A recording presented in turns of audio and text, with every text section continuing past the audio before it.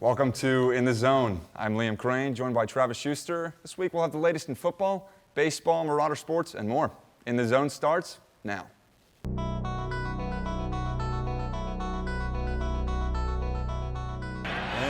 Manning's going to heave one. On its way. It bounces off the crossbar, and it's good. Oh my goodness. Oh my goodness. Murray heaves it downfield. It is. Oh, it's caught. It is caught.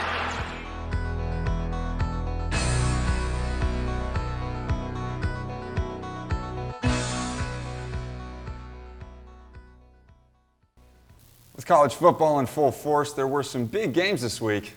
Undefeated Michigan, ranked 4th entering the week, played their Big Ten game after a very easy schedule start to the season.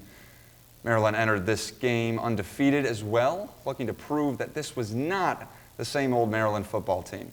Michigan has dominated this matchup ever since Maryland joined the conference.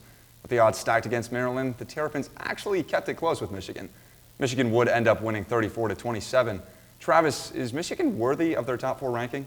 So far, just solely based on their schedule, no. Their schedule, they've played every game they played is unranked. Yes.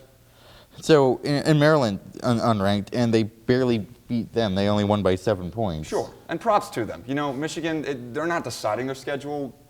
They're doing what they need to do and winning. But as soon as I see Michigan ranked 4th against teams behind what? Georgia, Alabama, and Ohio State, I think. Yeah. They just kind of seem like an imposter at that point. Yeah, it just kind of seems like they don't deserve to be there so far. But now, there are some arguments for it. They have a lot of returning players from their last year. But as you said, as we said, they've been having an easier schedule. Mm-hmm. And a lot of teams have had a lot tougher schedules. Mm-hmm. Sure, maybe they're not undefeated, but they've beat teams that are more better or less than. And they have. And the thing is, with this game, I think Maryland got a field goal in the first quarter, and that was the first time this season that Michigan was scored against in the first half. Yeah, that's bad, and so they're not facing tough opponents whatsoever. No, they've been blowing out opponents. They beat Colorado 51-7, Hawaii 56-10, and then Connecticut they blew them out 59-0. None of them impressed me. No, and if you're ranked number 4, I guess you should be blowing those teams out, and you should be blowing Maryland out as well. And you should be. We saw they couldn't do that. But what happens when you face some real competition? We're going to see what happens. We saw at Maryland they have some weaknesses that other teams can exploit. Absolutely. And you know what? I do want to give props to Maryland. I don't think that necessarily they're a bad team, and I don't want to say by saying that Michigan's overrated, Maryland is just, overrated as well. They're not a bad team. No, absolutely not, but to still be ranked number 4 and still only just barely squeaking by them. Right. Should be interesting to see how the season plays out. Yeah. In the ACC, 5th-ranked Clemson traveled to Winston-Salem to take on Wake Forest, ranked 21st. In a back-and-forth game, Clemson kicked a game-tying field goal with 4 minutes left in the game. Neither team could score in the last few minutes of regulation, sending the game to overtime. After both teams scored touchdowns in the first overtime, Clemson started off the second overtime with another touchdown. The Tigers failed on the 2-point conversion, leaving Wake Forest with an opportunity to win the game with a touchdown and a 2-point conversion. On 4th and 6, the Demon Deacons went for it all, going for the end zone, but could not get the job done. Clemson won 51-45 in double overtime. Travis, is Clemson a playoff contender? And what about Wake Forest? I think Clemson is a playoff contender this year. Their quarterback, much improved. I can't pronounce his name. Save my life. But their quarterback is much improved, and they're playing like a lot better team than they were last year. Right. Now, the thing is with Clemson for me, and I was discussing this earlier, I think I'm stuck in the past. I think I'm stuck in the Deshaun Watson, Trevor Lawrence era. They're not the same team that they used to be. No. So I think when I'm thinking of Clemson in the playoffs, it almost seems obvious, right? Yeah. That's where we've seen them. Now, I think they're a better team than Michigan State. I would put them at the 4 spot over Michigan. Now, would he move Michigan down to number 5? Would he switch the 2?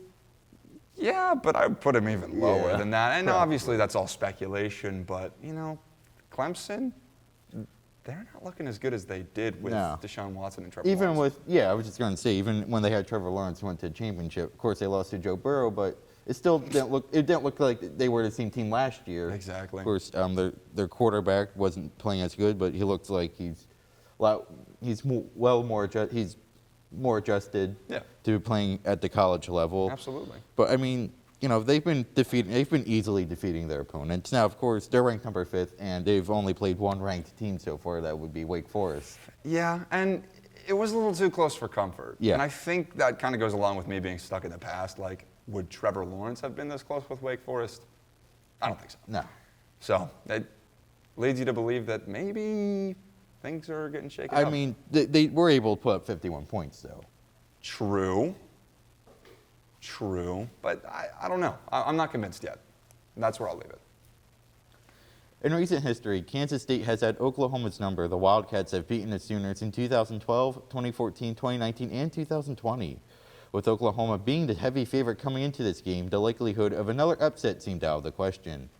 However, the Sooners did not have an answer for Kansas State quarterback Adrian Martinez. Martinez ran for 148 yards and 4 touchdowns. Despite Dylan Gabriel's outstanding performance, Kansas State pulled off the upset. Once again, Liam, what was your reaction to this game? Well, my initial reaction was like, okay, Gabriel has this outstanding game with 4 passing touchdowns. You look at a stat line like that, you're thinking, how did they not win? Well, you also have that stat line of Martinez picking up 4 touchdowns on the ground. And that's what won them the game. I don't think you can look at the negatives of either of these teams too much. Obviously not Kansas State, winning the game. But Ohio State, they have that lethal wide receiver. You mean Oklahoma State? Oklahoma State, my bad. Lethal wide receiver core. Yeah. Crazy quarterback play. Good running game, right? Yeah.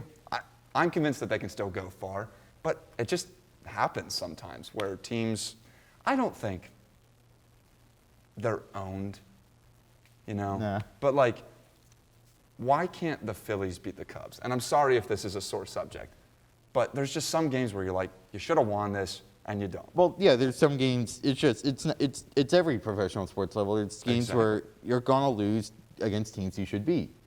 I talked about this a couple of seasons ago. The Eagles were playing the Dolphins. I said long before the season began, I'm like, they're gonna lose this game to the Dolphins. And this was back when the Dolphins were terrible. Right. And they lost that game. Yeah. So it's the same story here with Oklahoma. Mm-hmm. Just you're gonna win some, you're gonna lose some. It's Exactly. Just, you gotta, What's the sport without upsets, right? No, yeah, Keep yourself exactly. entertained. Yeah. Yeah, if the favorite team won every game, it's like it wouldn't really It's too be that, boring. that entertaining. So, yeah, I mean, Martinez, there's a lot to look forward to as far as, Kansas State season goes. Oh yeah, 4 touchdowns. 148 yards on the ground, but 4 With his touchdowns. legs. It's just crazy. Yeah, that's So, insane. should be interesting. On the other side of this break, we'll have our key takeaways from this past weekend in the NFL. Don't go anywhere. In the Zone, we'll be right back. Entering the week, the Buffalo Bills were without a doubt one of the hottest teams in the NFL. Buffalo went on the road this past week to take on another hot team, the Miami Dolphins. Just when it seemed that Buffalo could not be stopped, 2 and the Dolphins came up with an answer, taking down the Bills 21-19. I think it was important that they were humbled. So, yes, they were humbled. But not in the way that, okay, maybe we'll have a bad game. Because this was by no means a bad game for No. Josh Allen and the Bills. No. I mean, 400 yards 400, passing. I mean, can you believe that 400 yards? I mean, his fantasy owners must have had a field day, despite them did losing. every week. And it just kind of shows the grit. Now, there's a little bit of controversy with the, concussion protocol Yeah, and whatnot, and we can discuss that. But Tua's got grit. And I think this wasn't as much a game to focus on the negatives of the Bills, but the positives of the Dolphins. We know Tyreek Hill and Jalen Waddle have the speed. It's always been a question of, can Tua Get them the elevate ball. this roster? Exactly. It's been a question of can Tua hit them deep? Because now they have really 2 top receivers, as he said. Jalen Waddle's finally coming alive. Absolutely. When they picked Jalen Waddle over Devontae Smith, I questioned that move for Miami. No Because more. Jalen Waddle sat out that season. Absolutely. But no more. Picking up 102 yards this game. But yeah, let's talk about the concussion protocol. You want to talk about Tua's grit? That's fine. He has grit to stay in the game, but when he got back up, he was just stumbling all over the place. Yeah, it didn't look good. And that's just something where coaches have to make a decision of okay, are we winning the game or are we worrying about the health of one of our best players? And at that moment, they were thinking of winning the game. Exactly. And that is disappointing. And it's disappointing because Tua looked like he didn't know where he was for a second. He like spaced out, and then he needed like 2 guys around him to keep him upright. Absolutely. I'm like, he should have been taken out. Those kinds of injuries will ruin careers and ruin lives. Yeah, it's, CTE is real as much as the NFL wants to. Well, I guess they're admitting it's real, but like as much as they want to say it's like not a big deal. They can say they care about the safety of their players all they want. But Travis, that doesn't make them money. No, of right? course not. Yeah. Miami putting their backup in, Miami putting Teddy Bridgewater in. They probably lose that game. I mean, maybe not. I mean, Tua. I see where you're saying. I think Tua is more comfortable in the system, but Teddy B, man, don't sleep on him. I won't sleep This on him, happens but again? he's a journeyman quarterback. He's been going different teams now, like every season now. That's true. Well, hopefully we don't have to worry about that for the Dolphins, right? Hopefully, but you never know. You never know. Coming off just a 3-point loss to the Chiefs last Thursday night, Justin Herbert and the Chargers literally came limping into Week 3, set to face Jacksonville. The Jaguars, looking to prove themselves, got out to a 16-0 lead over the Chargers. Los Angeles did not have much of an answer and wound up losing 38-10. Travis, the Jaguars are 2-1 and the Chargers are 1-2. How bizarre is this? Well, we just go back to what we were talking about with Tua. Do you care about winning or do you care about letting your player heal?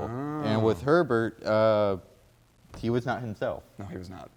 He looked pretty horrible out Right. So you really can't blame Justin Herbert and the Chargers. No, I It's cannot. really that medical staff, even the NFL. It's that medical staff, and I guess the Chargers believed in him enough that he was healthy enough to play, but like. Yeah, but you can't be in win now mode this early into the season. No, you can't be, but now being 1-2, it's like. Desperate times aren't here yet, but they will be coming. A couple more They losses. will be, but I would so much rather lose with a backup quarterback. Would you have rather have Chase Daniel start? Well, for obvious reasons, no. But just to give Justin Herbert some rest, sure.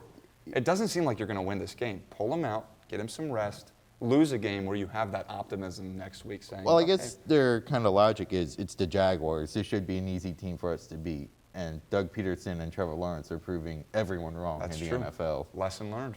But I think Herbert should have came out at the end of the game what looked like, okay, they weren't going to win. Just sit him and just like let him heal and just finish the game with the backup. I believe it's Chase Daniels. Yeah. Yeah. I mean, yeah, you're not going to win games You're not with gonna Chase win. Daniels, but you're going to lose more with an I'm unhealthy. talking like they already lost the game. Put them in. And I agree with you on that. Completely agree with you on that. In a matchup of 2 winless teams, the Raiders traveled to Tennessee to take on the Titans. Las Vegas scored a late touchdown but failed to tie the game on a 2-point conversion. Liam, the Titans win 24-22. Is it over for the Raiders?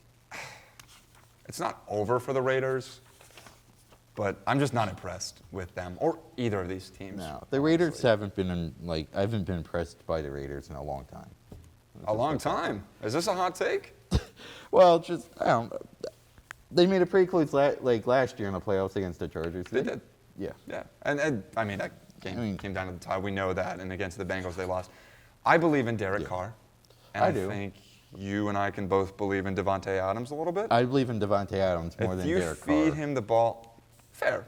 I can agree with that. If you feed Devontae Adams the ball, you're going to put points on the board. Yeah, and they didn't give Adams the ball that much. I mean, he had 5 receptions for 36 yards. That's not impressive. Yeah, no. You got to feed Devontae. He did pick up a touchdown, but it's like their main receiver is actually shockingly Mac Hollins. Like, that's a shock. And that's a problem, right? Like, you can have a good stat line, but if you're a no-name receiver, for the most part, you shouldn't be having those stat lines over some like Devontae Adams. No. Mac Hollins, his career, he couldn't make it in Philly. He went to Miami. He couldn't make it there. There's a reason for that, No. and that's not going to lead you to success. There was a reason why the Eagles, I forget if they cut him or traded him, but there's a reason why they got rid of him. Yeah, absolutely. But is it over for the Raiders? It's week 3. It's week 3, and everyone's going to overreact at this point. And I think if they just start to figure this out, they have a first-year head coach in Josh McDaniels, and you just kind of got to figure it out. I think it's a talented roster. They have a new head coach. They have a very talented quarterback. I think Derek Carr's a little unproven. I think he's got for Derek Carr, for his career, I think he needs a Super Bowl win, just kind of cement it all. Sure. But I don't know if he'll ever It's get a big ask, but that's the goal. I don't know if he'll ever get one. I mean, there are some big game situations where he just does not come through. Right. It's true. Now, notice how we have not been talking about the Titans. No. And that's because I couldn't care less about them I this could, year. the only thing I care about him is I got Derrick Henry on my team. Like, And he I'm fi- sorry, honestly. Like, this guy is not the same as he used to be. No, missing A.J. Brown is affecting him more than they thought it would. Because Tannehill doesn't look the same. Derrick Henry certainly not the same. Absolutely. And they don't have a receiving threat for that play action that they were so No, good at to, and like, beat Derrick- the threat. And Derrick Henry was held to under 100 yards rushing. Now, they did utilize him more in the receiver role, but even that, I mean, just, yeah. Exactly. They need, I don't know, they're not close to a rebuild, but, like, they need to change something. I think they're close. We could go on and on about They're that. close, but Absolutely. not yet. In the late window this past Sunday, Green Bay and Tampa Bay went head-to-head. Tampa Bay entered the week looking to stay undefeated. However, with the Bucs decimated at wide receiver with injuries and suspensions, they resorted to signing Cole Beasley. Neither team could get much of anything going offensively, and despite not scoring at all in the second half, the Packers beat the Bucs 14-12. Ugh. Travis, your reaction? It was a boring game, let's put it To that say the way. least. You got really two talented quarterbacks being Brady and Rodgers, should be putting on a show, and they didn't do that. Again, Green Bay is still missing Devontae Adams, and that Yes. still shows in their offense. And then Brady, yeah, you're playing without Godwin. Okay, you haven't played with Godwin all season. Right. So Chris Evans suspended, couldn't get that overturned, but So is this a Buccaneers wide receiver core problem, or is it a Tom Brady problem now? it's a wide receiver problem. I mean, Tom Brady had 271 yards and 1 touchdown. So I'm not going to put the blame on Tom Brady. Okay. But I'm going to put on they're That's playing fair. this without like their top weapon. Now, to counter that, Tom Brady has won Super Bowls with Walmart employees at the wide receiver position. That is true. So now he's not the same as he used to be, No. and that's fair. When you're 45 years old playing in the NFL at the quarterback position, I'm going to cut you some slack. Yeah. You know what I mean? But he just doesn't look the same. Well, he's 45. I mean, I don't. He's not going to be the same. And Right, and the issues with Giselle and, you know, the mental part of it, he is just not all there, no. and it's kind of sad. But I don't think this game will affect them too far in the future. Mike Evans is going to come back, True. so Okay. they'll have him back. And I think this is just a fluke game. You maybe for think? Tom I Brady. mean, when I watched the Bucs and Cowboys that Sunday night. I mean, the Buccaneers lost. They won that game because of the Cowboys. Playing right. Pretty bad. That's kind of what I'm thinking. So that should be interesting. Now, on the Packers side of the ball, Aaron Rodgers was the MVP last year. Yeah. Should Devontae Adams have been the MVP? The way this is Maybe. looking? Well, the way this season's turning out, the Packers, they're really struggling offensively. We saw it in the Minnesota game. Yeah. And now this game, it's, Aaron Rodgers, he just doesn't look the same. He does it. Now, he's almost 40. Yeah, And we need that to is cut true. him some slack as well. But nothing's chugging that along. And we thought it was him, but I think it was Devontae. Do you think he's not playing like psychedelics this year like he was last season? I know, Do you right? think that's a factor? It certainly could be. But I don't think they did him any favors just trading Devontae Adams, and then they really got no one to replace him. Seriously. I mean, it's not like the Chiefs who like they got a bunch of no names that could replace Tyreek Hill.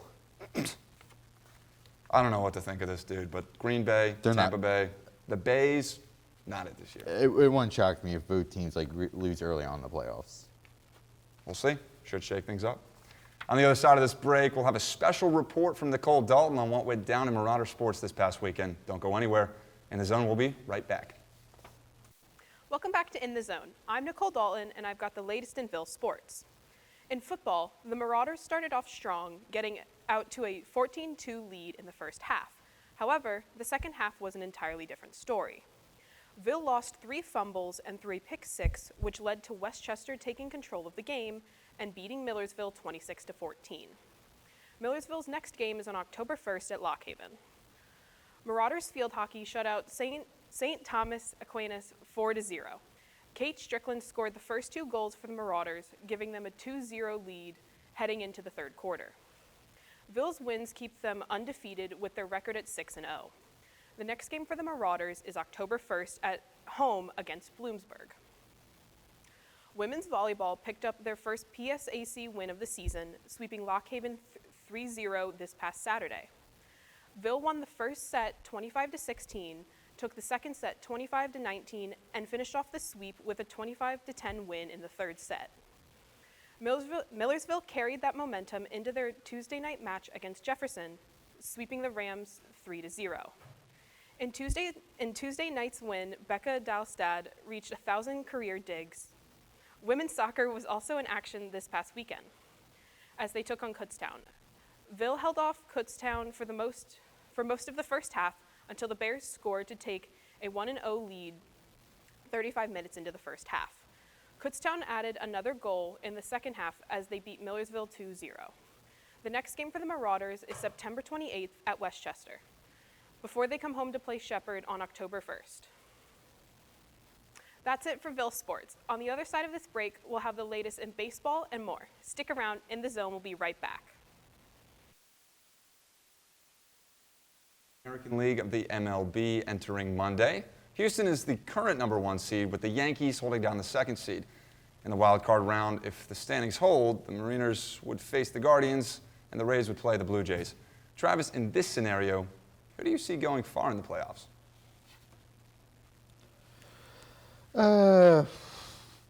Probably the Tampa Bay Rays. Okay, very interesting. Now, the thing is about Major League Baseball and any major league sport is playoff experience, playoff success. So I think the Yankees have a good chance because we know very historic franchise. I think they could go far. Astros are the same way. They've had a lot of Astros success. have a lot of success. I mean, in recent years, I think they have the highest or the second highest record this year. I mean, they don't have any trash cans this year, help them out, but. But you know, the Blue Jays I think are a sleeper team. Yeah. I mean, I don't see like the Blue Jays or Tampa Bay or what's the other. I just don't see them making it that far. They can make the playoffs. They'll be in the playoffs. At the end of the day, I think the Yankees and Astros. I think they're the teams that are going to go deep. And I have no reason to disagree with you. Now, I know there's a lot of people out there saying that, you know, hey, the Guardians look good this year. They have a great record. How far are they going to go? But it hasn't been since 2016 where they really convinced people that they were the team. Now, and in the MLB, the regular season doesn't matter a whole lot. If you can just get in the playoffs where you have an experienced team in the playoffs, I think that'll get you a lot more further than your regular season record. As for the National League, entering Monday, the Dodgers are the #1 seed, and the Mets are the 2nd seed. In the wild card, Philadelphia would face St. Louis, and the Padres would play the Braves. Liam, your thoughts? Not much to say here. I'm very high on Philadelphia, and I think, and I want you to hear your opinion because I'm not a Phillies fan myself, but I think Philly's problem this year has been losing the games that maybe they should have. And as a Phillies fan, how frustrated have you been watching games that they should have won? It was really frustrating early on in the season because early on in the season, the Phillies were horrendous. Yes.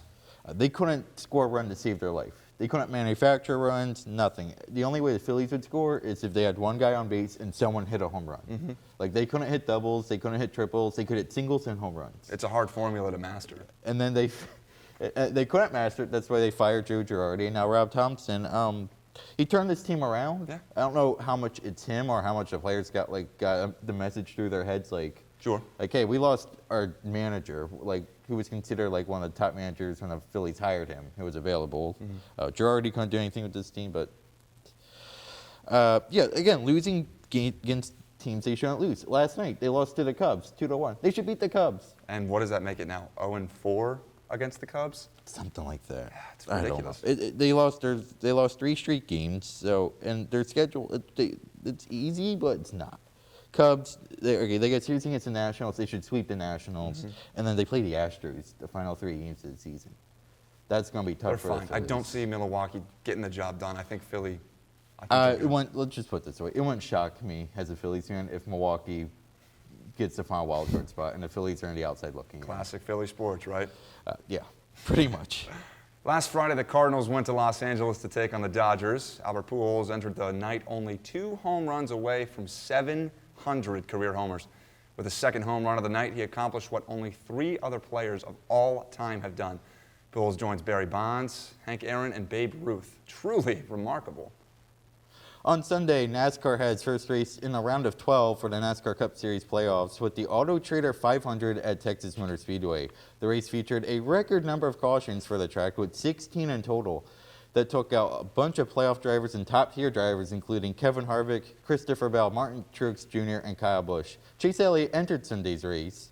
First place in the playoffs, however, a blown tire on lap 185 shoved Elliott into the wall, ending his day, dropping him all the way down to 7th place in the playoffs.